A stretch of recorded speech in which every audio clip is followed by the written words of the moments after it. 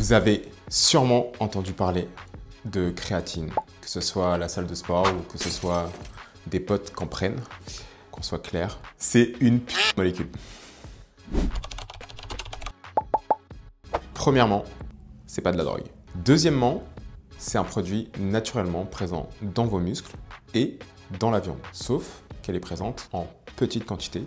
En tout cas, elle n'est pas présente en quantité maximale. Elle est composée, sans faire compliqué, de 3 acides aminés de mémoire et elle sert exactement à produire de l'énergie au niveau de votre muscle. Je pense qu'il n'y a qu'une seule raison, c'est juste parce que c'est vraiment efficace et parce que c'est méga sûr. Il n'y a aucun argument pour dire que la créatine n'est pas bonne pour la santé.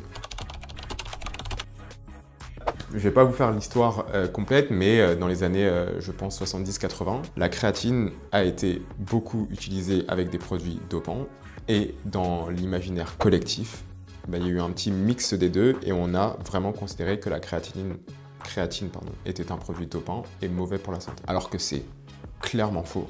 Mais justement, ce qui est bien, c'est que comme elle est utilisée depuis maintenant 40-50 ans, on a un recul assez important pour dire que la créatine est vraiment très sûre pour la santé. Que ce soit pour la musculation, pour le crossfit, mais majoritairement pour des sports explosifs, ça permet d'avoir une hypertrophie musculaire, ça permet d'avoir plus de force et donc du coup, ça permet d'être beaucoup plus performant.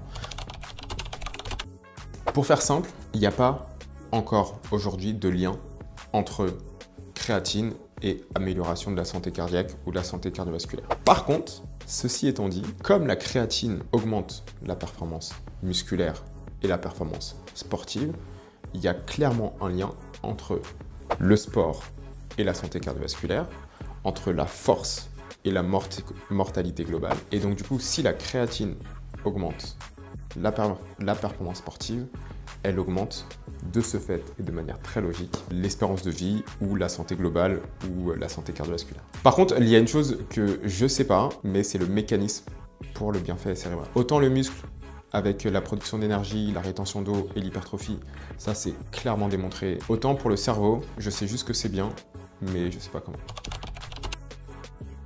Avant, il y avait cette notion qu'il fallait avoir une dose de charge, 20 grammes pendant je ne sais pas combien de jours et après 5 grammes en dose d'entretien. Maintenant, on sait que ça ne sert à rien. Ce qu'il faut dire, c'est que pour une personne comme Valentine, qui doit peser entre 48 et 52 kg, pour ne pas la vexer. Je fais 60 kg. 60 kg?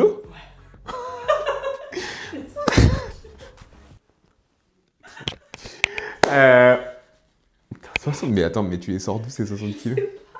C'est 5 grammes pour tout le monde. Que ce soit pour moi qui pèse entre 72 et 74 kilos ou pour une personne de 80 kilos ou une personne de 60 kilos, effectivement, si vous voulez pas prendre de risque, c'est 5 grammes par jour. Après, je crois qu'il a été aussi montré que chez des personnes vraiment très musculaires et avec un poids de corps un peu plus élevé, qu'une dose entre 8 et 10 grammes par jour peut être bénéfique.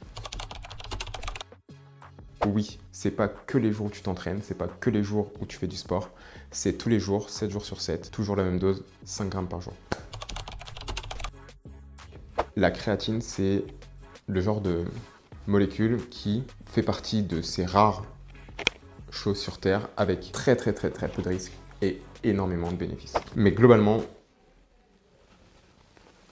risque, vous n'allez pas le voir, et bénéfice, vous n'allez pas le voir non plus. Ça, c'était pour la personne lambda. Mais effectivement, chez les personnes qui sont insuffisants rénaux ou qui ont des pathologies cardiaques ou qui ont des pathologies chroniques, bien sûr, il y a parfois certaines adaptations à réaliser, il y a parfois potentiellement des contre-indications. Donc, je vous invite, bien sûr, à consulter votre médecin généraliste ou spécialiste. Mais globalement, si jamais tu n'as aucune pathologie, tu peux y aller. Et si tu as un problème, ne m'appelle pas. Non, pour le bénéfice que vous avez, c'est, je pense, la chose la moins chère que vous pouvez avoir.